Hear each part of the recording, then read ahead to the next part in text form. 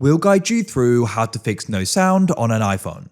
If you find this useful, then consider subscribing and liking the video. It's an annoying problem when there's no sound on your iPhone, as in you can't go and hear things. This may be with certain apps or maybe with all apps, it doesn't matter. You want to go and drag down in the top right of your iPhone on the battery to open the control center. Now, first of all, do just make sure you try turning your volume up like so in case it's turned off. Go and turn off silent mode, that's that bell icon there. As you can see, silent mode is now off. You can also go and change it with the side button. As you can see, it's now on and it's now off. So make sure that's off and go and see if it's solved. If it still isn't, the next thing you want to do is go into your settings, come down to Bluetooth, and you want to try turning this off in case your phone is trying to connect to a Bluetooth device, and go and output the sound there. Go and see if that solves it.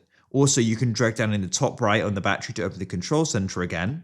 And there may be a sound icon in the top right here which you can tap on. Just make sure it's set to iPhone speaker. Otherwise, it may be trying to output something else. So just make sure it's outputting to iPhone speaker or your headphones, depending upon what you're trying to use. Next, if it still isn't working, if you find phone calls or alarms aren't really working, what you want to do is scroll down until you find sounds and haptics and try changing the ringtone alerts because that has a separate volume from your main iPhone sounds. So try adjusting that and see if it solves it.